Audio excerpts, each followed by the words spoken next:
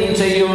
അതായത് അള്ളാഹുവിന്റെ സ്വർഗത്തിലേക്ക് വൻപാപങ്ങൾ വിടയണം. നമ്മൾ ഏറ്റവും കൂടുതൽ ഇടപഴകാൻ സാധ്യതയുള്ള വൻപാപം എന്ന് പറയുന്നത് ഇസാഅത്തു ഇലൽ വാലിദൈൻ, മാതാപിതാക്കൾക്ക് തിന്മ ചെയ്യല, മാതാപിതാക്കളെ വിഷമിപ്പിക്കുന്ന പദപ്രയോഗങ്ങൾ, അവരുടെ മനസ്സിന് വേദന ഉണ്ടാക്കുന്നത്. നമ്മളൊരു പിതാവോ മാതാവോ ആകുമ്പോൾ മനസ്സിലാവും. ഈ ഇറങ്ങി ഓടുന്ന കുട്ടികളൊക്കെ ഉണ്ടല്ലോ, അവരൊക്കെ ഒന്നാമത്തെ തെറ്റ് അവിടെ തുടങ്ങി. ഒന്നാമത്തെ തെറ്റ് സ്വന്തം ഉമ്മയും വാപ്പയും വിഷമിപ്പിച്ചു. അല്ലെ, പ്രേമാണ്, അതാണ് ഇതാണെന്നൊക്കെ പറഞ്ഞ് എനിക്ക് ഓനെ തന്നെ കെട്ടണം. എന്താ പെണ്ണെ, ഇങ്ങനൊക്കെ ബുദ്ധിയില്ലാത്ത പണി നമ്മുടെ കുട്ടികൾ ചെയ്യാൻ പാടുണ്ടോ? ഉമ്മയോ വാപ്പയോ ഒരു ഉപദേശം കൊടുക്കുമ്പോൾ സ്വീകരിക്കാൻ അവർക്ക് വയ്യ. അത് എന്റെ ഇഷ്ടം, എന്റെ ചോയ്സ്. നിനക്ക് എപ്പോഴാണ് ഇഷ്ടമുണ്ടായത്? എണീറ്റ് നടക്കാൻ പറ്റാതെ കൈക്കുഞ്ഞായ നിന്നെ അമ്മിഞ്ഞ പാലെന്ന് വളർത്തിയതാ നിന്റെ ഉമ്മ. അത് നീ മറന്നുപോയ പെൺകുട്ടി. ഇത് എന്റെ ഇഷ്ടം. എപ്പോഴാണ് നിന്റെ ഇഷ്ടത്തെ പറയാൻ മാത്രം നീ വളർന്നത്? എപ്പോഴാ? നിന്റെ ഉമ്മ നിന്നെ കഷ്ടപ്പെടുത്തി വളർത്തിയപ്പോഴാ, നിന്റെ വാപ്പ നിന്നെ കഷ്ടപ്പെടുത്തി വളർത്തിയപ്പോഴാ. എന്നിട്ട് പറ എന്റെ ഇഷ്ടത്തിന് ഞാൻ പോകുന്നു. ഇത് മുസ്ലിം പറയരുത്. മുസ്ലിം അല്ലാത്ത ഏതെങ്കിലും സൊസൈറ്റിയിൽ നടക്കുന്നുണ്ടോ? It doesn't concern me. ഞാൻ അതിനെപ്പറ്റി ഒരു വിഷമം എനിക്കില്ല, അവരറിയാത്തവരാണ്. പക്ഷെ മുസ്ലിമീങ്ങൾ ഇത് ചെയ്യരുത്, നമ്മുടെ മക്കൾ ഇത് ചെയ്യരുത്. അവിടെ തുടങ്ങി പിന്നെ എങ്ങനെ അവരുടെ ജീവിതത്തിൽ ബർക്കത്തുണ്ടാവുക? അങ്ങനെ ഒളിച്ചോടി ബാംഗ്ലൂരോ മൈസൂരോ ഡൽഹിയിലോ പോയി, ദുബൈയിലോ അവിടെ ഇവിടെയും പോയി എന്നിട്ട് കല്യാണം കഴിച്ചു. അള്ളാഹുവിന്റെ നാമത്തിൽ കയറി വരാൻ പറഞ്ഞതാ വിവാഹം. അള്ളാന്റെ നാമത്തിൽ തന്റെ വലിയ കുട്ടിയുടെ കാര്യസ്ഥനാരോ അവര് മുഖാന്തിരം നിക്കാഹിന്റെ വചനം ചൊല്ലിയിട്ട് വേണം ജീവിതത്തിൽ ഹലാലാവാൻ, അന്യരായ രണ്ടാളുകൾക്ക് കൂടെ കിടക്കാൻ. അല്ലേ? ആദ്യം തന്നെ മലിനമാക്കി പ്രേമം കൊണ്ട്. പിന്നെ അവിടെ ബർക്കത്തുണ്ടാവോ? ആദ്യം അതിനെ മലിനമാക്കി. അള്ളാഹു പാടില്ലെന്ന് പറഞ്ഞിട്ട് ചെയ്തു. നിങ്ങൾ സംസാരിക്കുന്നു, കാണുന്നു, മെസ്സേജുകൾ കൈമാറുന്നു, മിസ് കോൾ അടിക്കുന്നു, മിസ്സല്ലാത്ത കോൾ അടിക്കുന്നു. ഇതൊക്കെ നിങ്ങൾ ചെയ്തിട്ട് പിന്നെ ഒരു നിക്കാഹ് വേണമെന്നല്ലേ? ആദ്യമേ മലിനപ്പെടുത്തിയില്ലേ? അതിന്റെ ശുദ്ധത നഷ്ടപ്പെട്ടു പോയി. അതുകൊണ്ടാണ് ഈ പ്രേമ കല്യാണമൊക്കെ തകരുന്നത്. ചിരിക്കുമ്പോഴേക്കും കൂടെ വരുന്ന പെണ്ണാണെങ്കിൽ മറ്റൊരുത്തൻ ചിരിച്ച അവന്റെ കൂടെ അവള് പോവില്ലേ? ചൊർക്ക് കാണുന്ന പെണ്ണിന്, ഭംഗിയുള്ള പെണ്ണിന് എല്ലാവർക്കും തോന്നില്ലേ പ്രേമിക്കാൻ?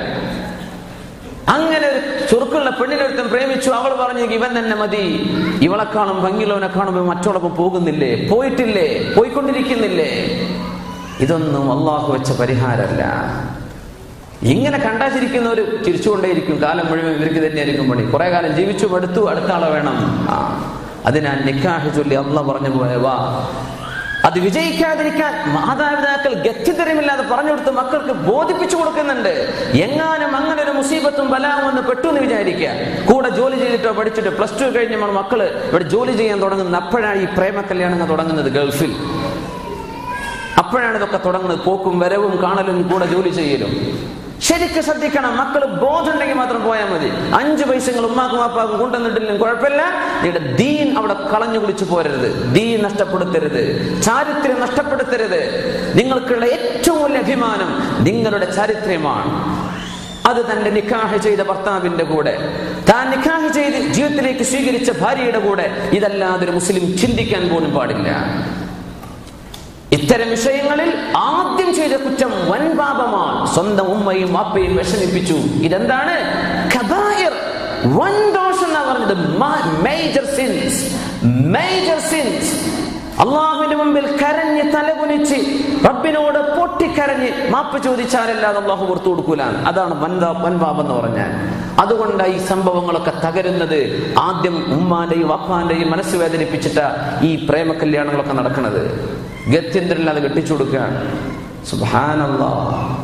പിന്നെ എങ്ങനെ ജീവിതത്തിൽ ബർക്കത്തുണ്ടാവും? അതുകൊണ്ട് നിക്കാഹ് പോലും കഴിയാത്ത, എൻഗേജ്മെന്റ് കഴിഞ്ഞ ചെറുപ്പക്കാർ ഭാര്യമാരോട് സംസാരിക്കാൻ നിൽക്കരുത്. അവർക്ക് അനുവദനീയമല്ല.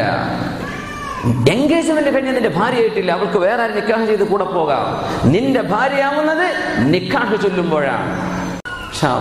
നിക്കാഹ് നീട്ടിക്കൊണ്ടുവരുത്. നിക്കാഹ് ചെയ്തിട്ട് പിന്നെ കല്യാണം നീട്ടിയാലും കുഴപ്പമില്ല. നിങ്ങൾക്ക് വർത്താനം പറയാം, കൂടെ ജീവിക്കാം, നിങ്ങൾക്ക് ടൂർ പോകാം, ഒരു കുഴപ്പമില്ല. നിക്കാഹ് ചെയ്താൽ എൻഗേജ്മെന്റ് കഴിഞ്ഞിട്ടൊന്നും റെസ്റ്റോറന്റ് കൊണ്ടുനടക്കാൻ പറ്റില്ല.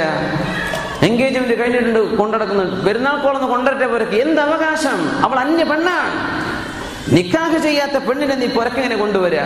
അങ്ങനെയൊക്കെ പിന്നൊരു നിക്കാഹ് നടന്നാൽ ഈ പവിത്രത നഷ്ടപ്പെട്ടില്ലേ? പവിത്രത കളഞ്ഞു കുളിച്ചില്ലേ?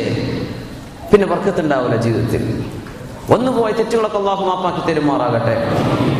വജ്തനിബൂ കബായിറ മാ തുൻഹൗന അൻ, നിങ്ങളോട് ചെയ്യരുതെന്ന് പറഞ്ഞ വൻപാപങ്ങൾ നിങ്ങൾ ഒഴിവാക്കുന്ന പക്ഷം. വൻപാപത്തിൽ നമ്മൾ ചെന്നുപെടുന്ന വൻപാപം മാതാപിതാക്കളെ വിഷമിപ്പിക്കാനാണ്.